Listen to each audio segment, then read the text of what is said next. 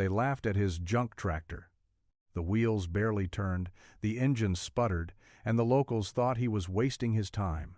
But when the dust storm rolled in, and the others' equipment failed, it was the wrecked, rusted machine that got the field plowed, turning it into a lifeline for a family that refused to surrender.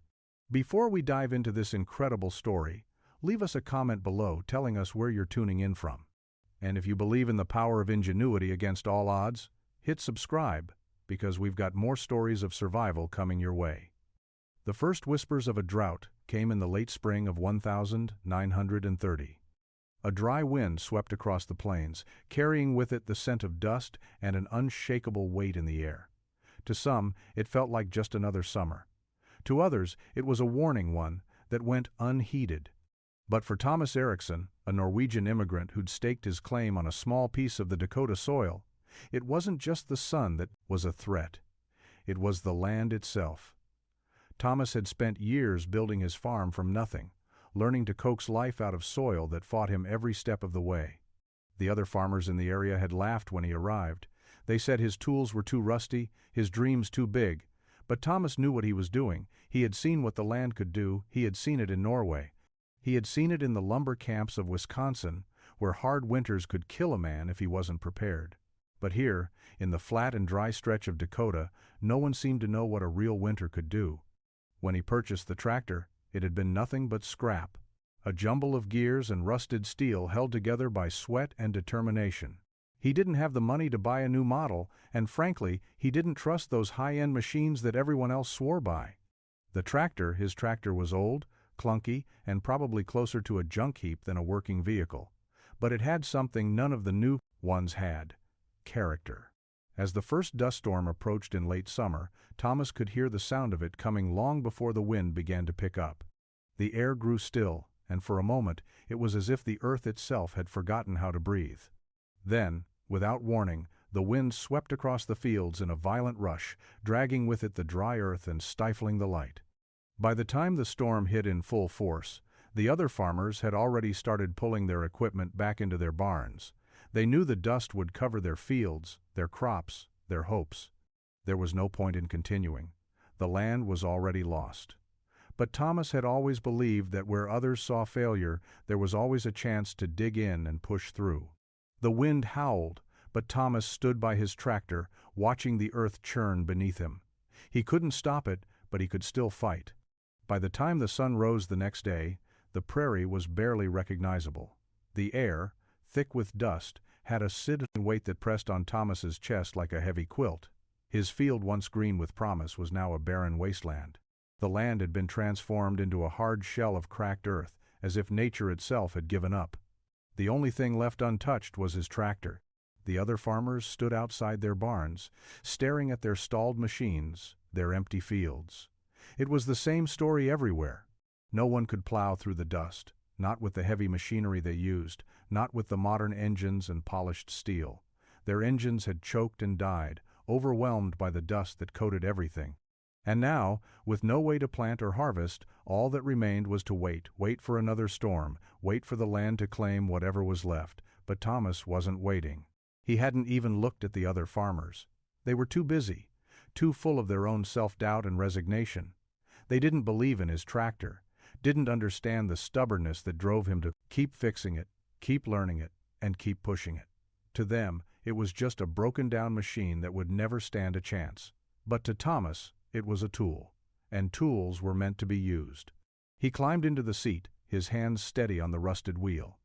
The engine sputtered as he turned the key, and for a moment he feared it would fail like it had before. But then, with a low, growling cough, it roared to life. The wheels turned slowly, grinding through the dust that had built up overnight. The tractor, with its patched-up body and creaking gears, began to push forward. Thomas didn't look back. He didn't need to. The fields would still be there when the storm passed. The crops might not grow, and the earth might be scorched, but that didn't matter. For Thomas, it was never about what the land gave him. It was about what he could take from it. The others had given up. But he was just getting started. The days following the storm were quieter, almost eerily so. The air hung heavy with the dust, thick and suffocating, as if the earth itself was trying to smother every living thing. The wind had slowed, but the damage was done. No one spoke much, save for murmurs of disbelief and frustration among the farmers. Their dreams, their livelihoods, had been buried beneath a blanket of dust, and there was little left to do but wait for the next storm. Thomas didn't wait. He refused to.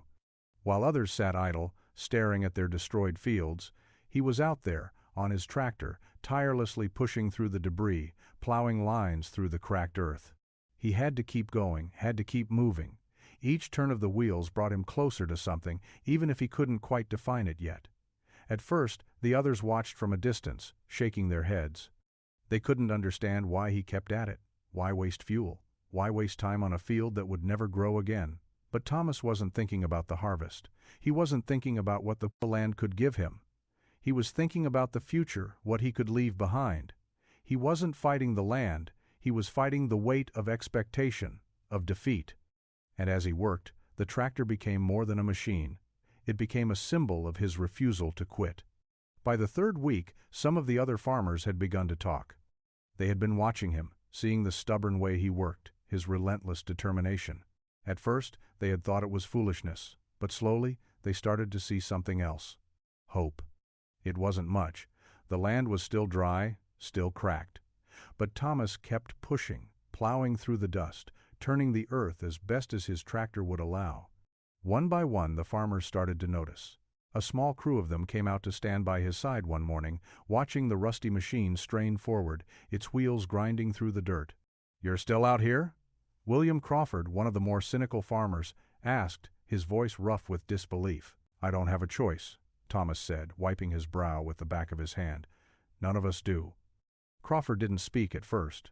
He just watched as Thomas circled the tractor and gave it a once-over, adjusting the gears, then getting back on. The others stood in a quiet line, hesitant to speak or move, unsure of what to make of it all. Thomas wasn't interested in their judgment anymore. They could keep waiting for the storms to stop, for the dust to settle, or they could start again. He had seen what the land could do when you worked with it instead of waiting for it to give you permission. The tractor might have been junk, but it worked. And that was enough. It was late in the season when the second storm came. The wind had picked up, sharp and biting, a chill in the air that didn't belong in summer. Thomas had been ready for it. He always was. His tractor sat in the middle of the field, silent now, but always waiting, always ready. The other farmers weren't so ready. By the time the clouds rolled in, they were already closing their barn doors and huddling together in their homes, waiting for the worst. Thomas watched from his porch as the sky grew darker, as the winds began to howl. The air crackled with the kind of tension that only a storm could bring.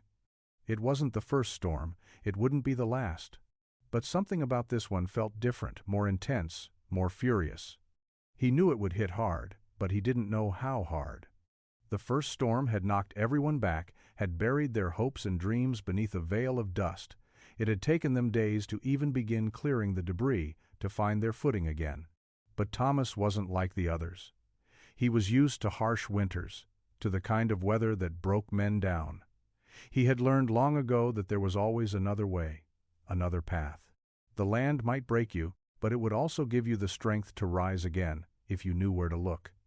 This time, he didn't wait for the storm to come to him. He went to it. Grabbing his jacket, he pulled open the barn door and stepped into the howling wind. His tractor stood just outside, waiting.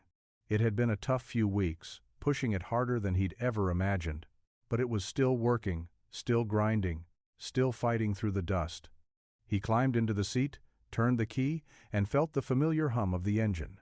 This time, the ground was harder, the dust thicker, but the tractor moved, pushing forward inch by inch.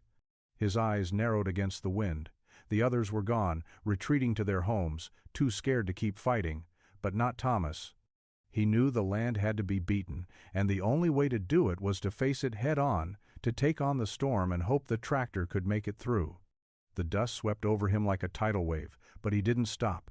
He couldn't. He had to keep pushing. The storm raged, but so did he. And the tractor kept moving. It wasn't pretty. It wasn't easy. But as long as it kept moving, he would too. The storm lasted for days. Thomas lost track of time as the wind and dust wrapped around him like a suffocating blanket. The air was thick, and every breath he took felt like it scraped the inside of his lungs. There was no relief from the heat or the cold, only an unyielding expanse of dust and earth that stretched for miles. The sun was a memory, hidden behind layers of dust that turned the sky an unsettling shade of brown. But through it all, the tractor kept moving.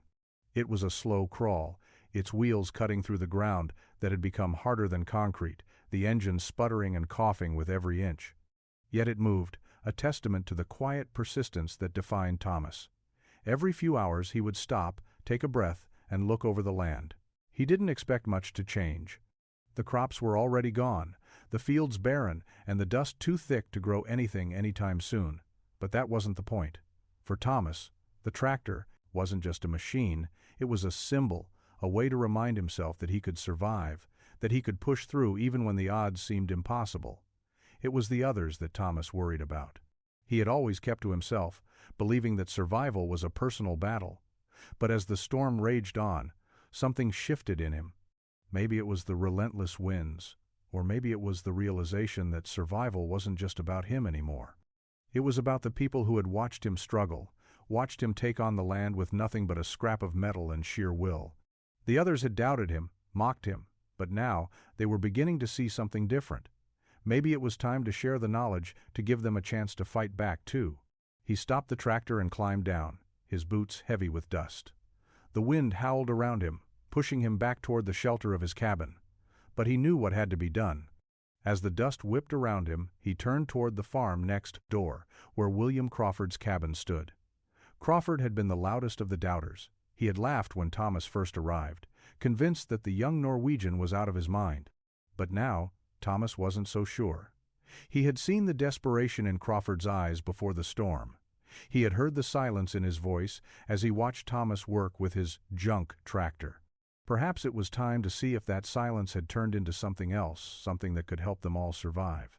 The walk to Crawford's cabin was slow, and the wind made it feel like every step was a fight. He had to keep his eyes squinted against the dust, the grit scraping against his skin. It took him longer than he expected to reach the small home, but when he finally knocked on the door, he wasn't surprised by the silence that followed. William Crawford wasn't the kind of man to give up, but he was also a man who had built his life on the belief that some things were simply beyond repair. That kind of thinking was dangerous in a world where every day was a battle for survival. When the door creaked open, Thomas saw Crawford standing there, a ragged, tired man with dust in his hair and his face drawn. But there was something else in his eyes, a quiet acceptance, a recognition of the change that had taken place. "You came," Crawford said, his voice hoarse. Thomas didn't respond right away. Instead, he stepped inside, looking around the small cabin. It was dark and cold, and the fire in the hearth had long since died. There was a palpable heaviness in the air, the weight of defeat that even the storm couldn't erase. But Thomas wasn't here to discuss the storm. He was here for something else. "I've been out there," Thomas said, his voice steady, though it felt like it was being blown away by the wind. "The tractor's still running. I've been pushing through, and I'm not stopping. You can come with me if you want, or you can stay here and wait for the storm to break. It's up to you." Crawford stared at him, a mixture of confusion and disbelief crossing his face. For a moment, it felt like the years of mockery were still hanging between them, thick as the dust. But then something shifted. Crawford's shoulders slumped, and he looked out the window at the wasteland outside. For a long time he didn't speak. Then, finally, he sighed and nodded. "I'll come," he said quietly. They worked together for the next several hours. The tractor was slow and worn, but it moved, pushing forward through the dust that continued to swirl around them. They stopped every now and then, but neither of them spoke much. There was something in the air, something beyond the wind that seemed to quiet their voices. Maybe it was the understanding between them, the shared knowledge that survival was no longer just about individual battles. It was about pulling together, about doing whatever it took to hold on when everything else was slipping away. As they worked, more farmers began to join them. At first it was just a few, hesitant and unsure. But as the hours passed, the number grew. They didn't ask questions. They didn't need to. They had seen Thomas working. seen the tractor moving when everything else had failed. Slowly, they began to understand. By the time the storm started to let up, the land was still a desert. The dust had settled, but the damage had been done. Yet, for the first time in weeks, there was a sense of hope in the air. The farmers weren't done yet. They were broken, but they were not defeated. Thomas looked around at the men who had joined him, his eyes meeting Crawford's for a brief moment.